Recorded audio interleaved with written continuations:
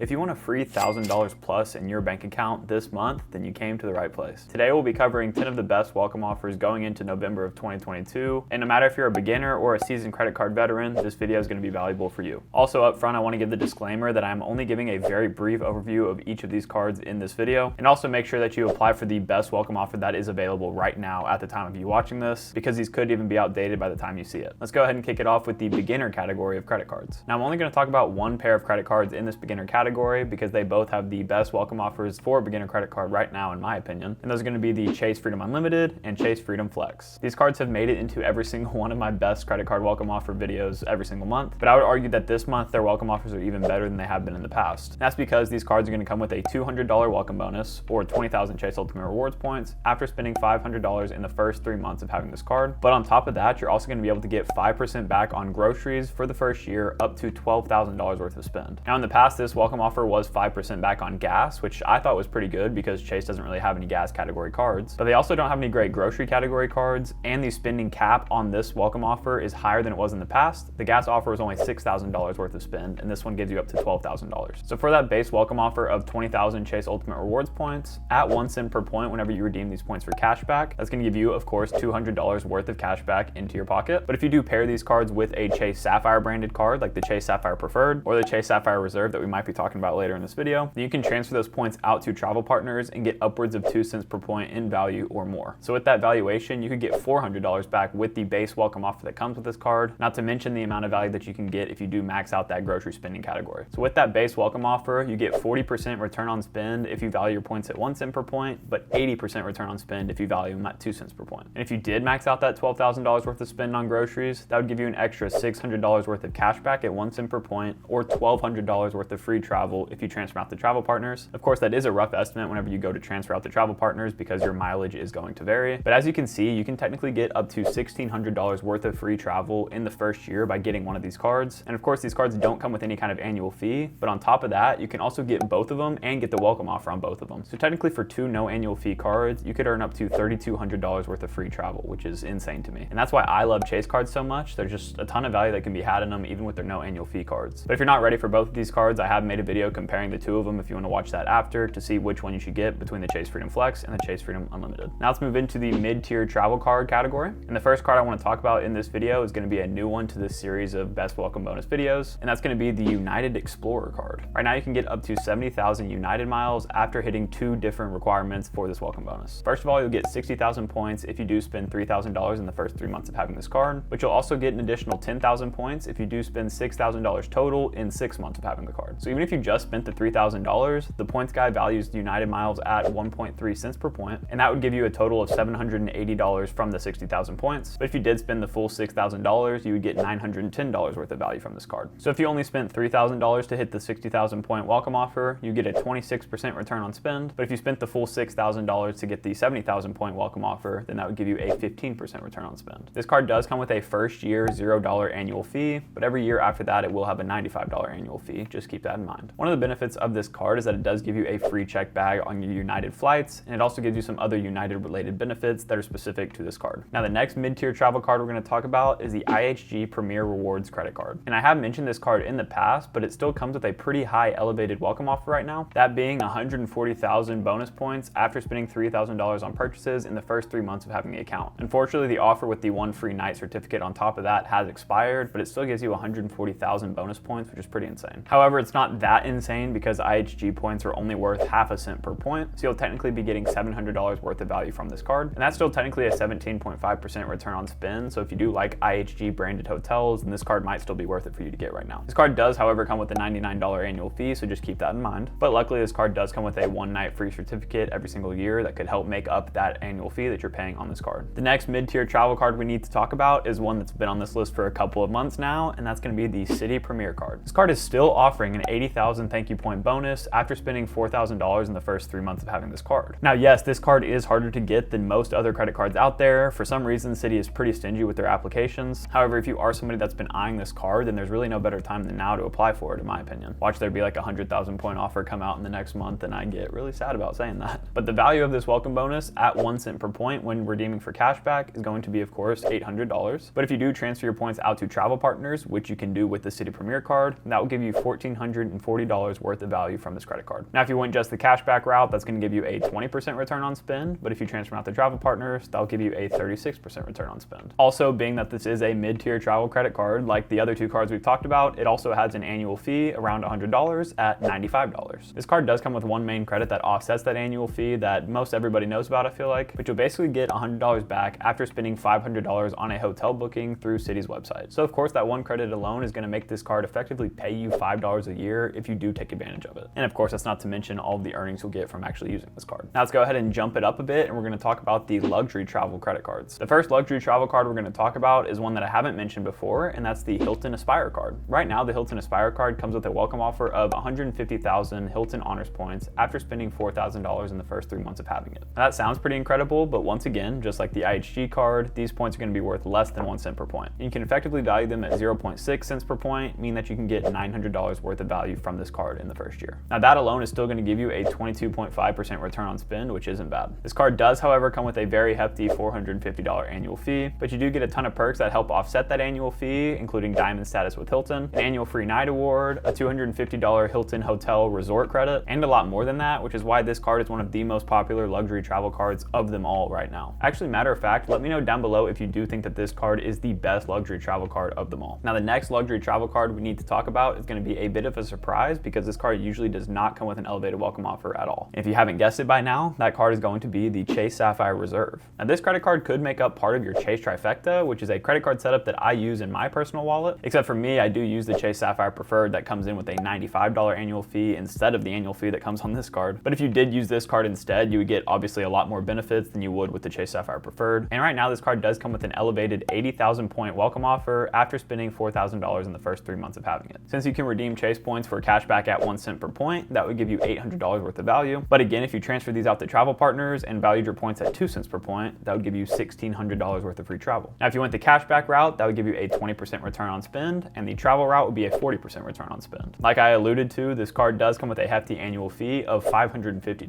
Now, this card does come with a few credits that offset this annual fee pretty substantially, and the main one that everybody kind of talks about is going to be the $300 travel credit that comes on this card every single year. And this credit is apparently super easy to use, and basically anything that codes as travel is going to count towards this credit without you thinking about it. And it also comes with stuff like lounge access and much more. And if you are in the market for a luxury travel credit card and you like Chase Ultimate Rewards points, then this is a pretty good time to apply for this card. I'm personally waiting for there to be a few more benefits on this card before I add it as a permanent spot in my credit card setup. But again, I need to stress that I haven't seen a welcome offer on this card that is this high in quite a while, so I would jump on it if you're in the market for it. That leads us into the next luxury travel card we're going to talk about, and that being the Capital One Venture X card. I did leave this one off of last month's video because we had some other ones to talk about, namely the Marriott Brilliant card, but I wanted to bring it back in this video because it is still rocking a 75,000 point bonus after spending $4,000 in the first 3 months of having this card. Capital One miles can also be redeemed for cash back at 1 cent per point, and that would of course give you $750 worth of value, but transferring out to travel partners gives you 1.85 cents per point according to the points guy, and that would give you $1,387.50 worth of free travel. If you went the cashback route, that would give you a 19% return on spend, and if you went the travel route, that would give you a 35% return on spend. Again, being that this is a luxury travel credit card, it is going to come with a pretty high annual fee, but this one is the lowest out of any luxury travel card we're talking about today, and it comes in at $395. This card comes with a couple of main credits that help offset this annual fee and effectively pay you at least $5 a year for keeping this card. The main one being a $300 travel credit, similar to the Chase Sapphire Reserve. While I've heard that they're a little bit more picky than Chase when it comes to what codes as this travel credit, it's still really easy to use, and I've never heard about someone complaining about getting this credit card. Also, right now, Capital One is really diving into the credit card game heavy, especially the luxury travel game. They've been adding new perks to this card in particular, like a premium hotel collection, as well as Capital One landings, which are basically lounges, but also with a more focus on restaurants, I've heard. Now, of course, we have to talk about the most popular luxury travel card out there, the Amex Platinum card. Right now, this card comes with two main welcome offers, one of which being from Resi.com, and that one's going to give you a 125,000 point sign-up bonus when spending $6,000 within the first 6 months of having this card. On top of that, you're going to be able to get 10x back on restaurants worldwide, up to $25,000 worth of spend within the first 6 months of having it. And if you're a big restaurant spender, then I would highly consider going with this offer. But the second offer this card comes with is going to be through referral links, in which you can get 150,000 Amex membership rewards points after spending the same $6,000 within the first 6 months of having the card. Now, for me, I only ever value my Amex points at 2 cents per point because I know I'm going to be transferring out to travel partners. And the reason for that is because if you do not have the Charles Schwab version of the Amex Platinum card, you can only redeem for cash back at 0.6 cents per point with your Amex points. That's obviously not worth it to do whenever you can get a ton more value from these points if you just take the time to learn about them. So if you went with the first offer with a redemption value of 2 cents per point, that would give you $2,500 worth of free travel through the points it gives you alone. But if you did max out that restaurant spend at $25,000 spent in the first 6 months of having it, you could get another $2,500 worth of value. If you did go with the second offer at a value of 2 cents per point, that would still give you $3,000 worth of free travel without having to spend at restaurants that heavily. Now, the return on spend you would get from the first offer with just the points alone is going to be about 42%. But if you did go with the second offer, you could get 50% return on spend right up front. So like I mentioned, if you do spend a ton of money at restaurants, then I would probably go with that first offer. But if you're just trying to spend the $6,000 to get the most points that you can, then I would go with the second offer. This card does come with the biggest annual fee of all the cards we're going to talk about at $695. And there are so many different ways to offset the annual fee on this card, and you can get upwards of $1,500 worth of value from the credits alone on this card. But just please make sure beforehand that you'll actually get positive value from this card, because even though it does claim to give you $1,500 worth of value, I would almost guarantee you're not going to get anywhere near that. And the next luxury travel card we're going to talk about is going to be an airline specific card, and that's going to be the Delta Reserve card. Right now, this card does come with a welcome offer of 95,000 Delta miles after spending $6,000 on the card in the first 6 months. At a 1.4 cent per point valuation of Delta Sky Miles, that's going to give you $1,330 worth of value. With that amount of value for the amount of spend that you do, you're going to get a 22% return on spend. Now, once again, this is a luxury travel card, so it's going to come with an annual fee to match at $550. This card actually does come with a ton of benefits that can easily offset this annual fee, most notably going to be the annual companion certificate, but it also gives you a ton of lounge access, most notably the Centurion lounge access, but it'll also give you status boosts and other perks with Delta in particular. However, the sad part is, of course, you can't get that cool Boeing 747 design on this card that we've talked about in the past, although the purple metal design still isn't bad, and I did actually make a video on this card that does a full in-depth breakdown of it with the Boeing 747 design or not. Now let's take a big pivot from the personal credit cards and talk about the best business credit card welcome offers right now. Keeping in line with the Amex theme we have going on right now, we got to talk about the Amex Business Platinum card. Right now you can get anywhere between 100,000 and 150,000 Amex membership rewards points after spending $15,000 in the first 3 months of having this card. Now obviously that is quite a lot of spend to be putting on this card in the first 3 months, but if you are running a business, then this might not be that infeasible for you. And actually, while I was doing the research for this video, I was targeted for a 120,000 point offer, as you can see on the screen, but I'd be willing to bet that it's pretty easy to find a 150,000 point welcome offer through somebody's referral links. And the one place I would personally go to look for that offer first is going to be the credit community Discord that Daniel Braun and Mark Plymale run together. I mean, if you need any kind of welcome offers, I would just always ask in there first, because they always have somebody with the highest one out there. And the cool thing about Amex's membership rewards points is that all these points will pool together with your personal cards as well, so you can combine all of your points and book a really big trip with a welcome offer like this if you wanted to. Once again, if you value your points at 2 cents per point when transferring out to travel partners, and don't ever use cashback with Amex unless you have the Charles Schwab version of the Platinum card, then at that valuation, you could get $3,000 worth of value if you got the 150,000 point welcome offer. With that amount of value, you would be getting a 20% return on spend, which still isn't bad. But again, $15,000 worth of spend in 3 months is probably the highest spending requirement I have heard of a welcome bonus. So make sure you have either a really big purchase coming up, or you just have that high spend already, because you don't want to ever be spending more than you would normally in order to hit a welcome bonus spending requirement. This card, just like its personal counterpart, is going to come with a $695 annual fee, and also comes with a ton of credits to help offset that. And I should mention that most, if not all of those credits are going to be different than the personal card version, so you could easily have both of these and get positive value from each of them. Just make sure, again, that that's the case for you before you apply for it. Don't try to trick yourself into thinking you're going to get more value from these credits than you are, because you don't want to be stuck with a near $700 annual fee every single year for holding a credit card. And the next business credit card we need to talk about is going to be the Chase Inc. Preferred Card. Now this credit card is going to make up part of the Chase Inc. trifecta, which is just the business version of the Chase trifecta that I always talk about on my channel. That's probably going to be a setup I aim to get in the next year or two, and I still really hope that they have these high of welcome offers whenever I go to get them. And speaking of, the welcome offer on this card is going to be 100,000 Chase Ultimate Rewards points after spending $15,000 in the first 3 months after opening your account. So I take back what I said with the Amex Business Platinum. This card also has a really high spending requirement in the first 3 months of having it. If you redeem all these points for cash back at 1 cent per point, that will give you $1,000 worth of cash back. But if you transfer your points out to travel partners and value your points at 2 cents per point, that will give you $2,000 worth of free travel. If you went the cashback route, that would give you a 6.67% return on spend. And if you went the travel route, that would give you a 13.33% return on spend. Now this card is the only card in the Chase Inc. trifecta that comes with an annual fee, but that annual fee is only going to be $95. The cool thing about this card is, just like its personal counterpart, the Chase Sapphire Preferred, this card does allow you to transfer all of your Chase points out to travel partners, as well as redeem for 25% more value through Chase's travel portal or through the pay yourself back feature. And just like with Amex points, you can combine all of your Chase points through your personal and your business cards onto your highest tier card with Chase and transfer them out to travel partners or redeem through the travel portal or something else like that. If you're planning on adding one or more of these credit cards to your wallet in the next year, then you probably want to have a good credit card roadmap going forward. So to create a plan like that for yourself and maximize the amount of value you can get from your credit cards every single year, go ahead and check out this video next where I talk about my credit card roadmap going into the next year. And luckily I got Odin back in the video for this one, and we both want to say thank you guys so much for watching, and we'll catch you guys in the next one.